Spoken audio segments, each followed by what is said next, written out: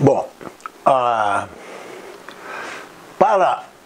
no sentido de motivação, né, essa aula da UERJ, né, dada ontem, né, dia 22 de março de 2023, né, eu vou colocar aqui, né, um adendo, né, que é o seguinte: análise, né, de exegesia, disponibilidade, dada ontem na UERJ. Tá? Olha só, esse termo aqui, só para... é exatamente exegesia, tá? E disponibilidade, na língua inglesa, é availability. Tá? Começou, né, esse estudo, né, com a disponibilidade, né, que foi aproximadamente, né, na década de 1940, por um grupo do MIT, né, Massachusetts Institute of Technology, né, nos Estados Unidos. E esse termo aqui, né, é um termo europeu. Né, que foi aproximadamente na década, né, de 1950. Tá? Só para motivar. É o seguinte: o que é exegesia? Né? Eu, por exemplo, né, no meu curso de engenharia mecânica, né, na PUC, né, entre 63 e 67, que eu fiz engenharia mecânica, tá? Eu dei o curso de termodinâmica, tá? Nunca, né, ouvi falar em exegesia. Né? Nós demos a primeira e a segunda lei da termodinâmica, né, com exercícios, sem problema. No meu PhD nos Estados Unidos, eu fiz curso de termodinâmica, né, e não entrou, né, essa parte da exegesia. Conversando, né, com alguns professores, né, da área da termociência, né, eles disseram, né, são bem mais jovens, né, eu tenho 80 anos, completei em novembro, né, do ano passado, bem mais jovens, eles falaram que tiveram na graduação, né, rapidamente, né, e em alguns cursos, né, de mestrado e doutorado, tem um curso sobre exegesia. Né?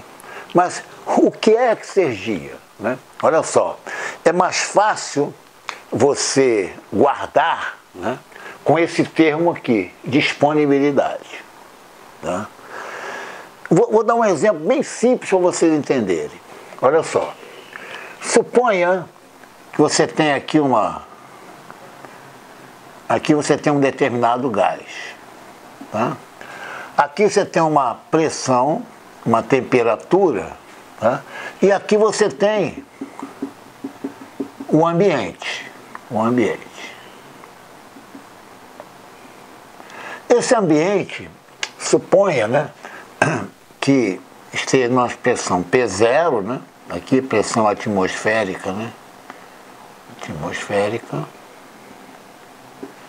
A uma temperatura T0. Suponha, né, de 25 graus, tá? Temperatura ambiente, tá? Isso aqui. Olha só, suponha que vai haver uma troca de calor, né? Essa parede aqui, né, eu chamo de parede, né, não isolada, né, ou não adiabática.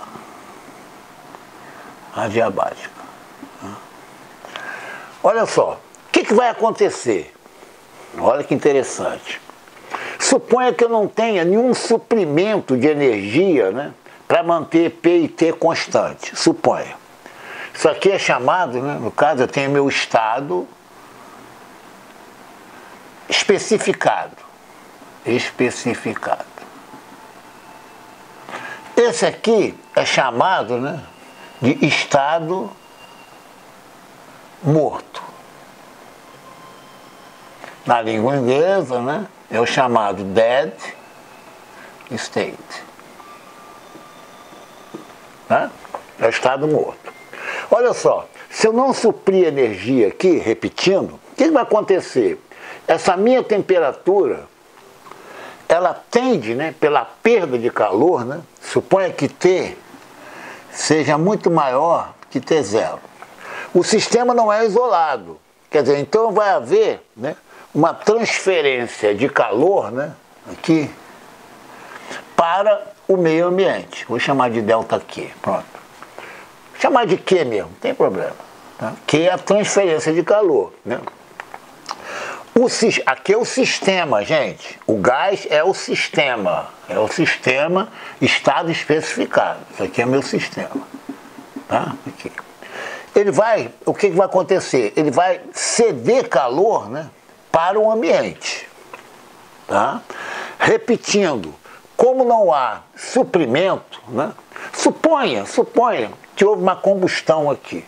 Tá? Então eu tenho uma pressão e temperaturas altíssimas, tá? E aqui eu tenho meu ambiente. Olha só, num determinado instante, a disponibilidade para eu usar essa quantidade de calor, ela é muito elevada, né? Porque a diferença da pressão, da temperatura para o estado morto é muito elevado, é muito elevado. Toda vez que eu falar, né, essa disponibilidade, eu falo exergia, tá? Disponibilidade. Então, no início, a disponibilidade é muito elevada, certo? Com o tempo, o que vai acontecer?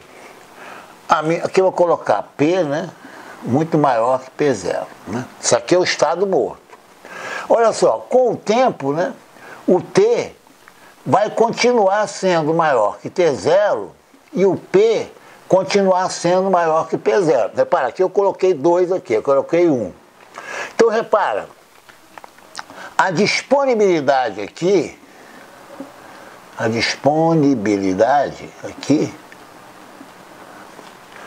aqui, ó, a disponibilidade, ela vai ser, né, muito maior que a disponibilidade aqui, que é o estado morto, tá? Disponibilidade maior, né? Aqui é estado morto. Estado morto. À medida que o tempo vai passando, existe uma tendência, né, do T, né, atingir o T0 e o P atingir o P0. Quando eu falo P e T, né, aqui é um estado, são propriedades termodinâmicas, né? Vocês sabem, né, que dado duas propriedades eu tenho as outras, né? Entalpia, entropia, né? Volume específico, etc. Tá? Então, olha só, aqui a disponibilidade, né, no caso, né, disponibilidade tende para 0. Né? Aí, olha só, toda vez que falar a palavra disponibilidade, né, o termo mais empregado é exergia. Ó, a exergia aqui, né, isto é, a disponibilidade é muito maior que aqui. E é muito maior que aqui. Disponibilidade de quê? Pode ser do calor, né? E alguns exemplos com trabalho útil. Com trabalho útil. Tá bem claro isso aí? Tá bem claro? Então, essa é a ideia, a motivação de que se usar exergia. Então vocês vão seguir, né, as aulas, né, que já estão gravadas, né, aulas da UERJ, dadas no dia 22 de março de 2023, mas sendo motivado, né, exatamente com essa ideia da exergia. Isso aqui é um calor útil, você vai utilizar.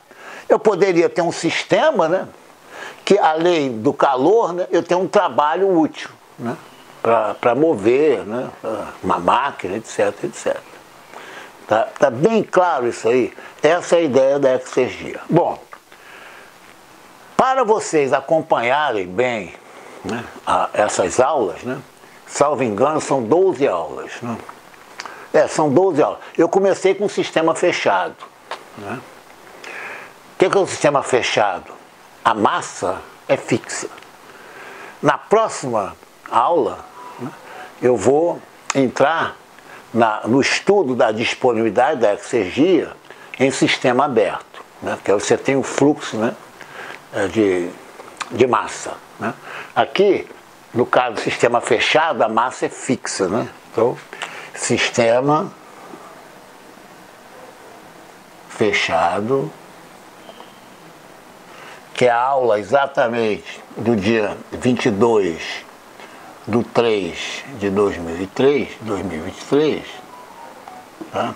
Sistema fechado, né? Aqui, ó, a massa é fixa. É constante, né? Fixa ou constante. Na próxima aula, né, nós vamos entrar no estudo da disponibilidade, availability, né, certo?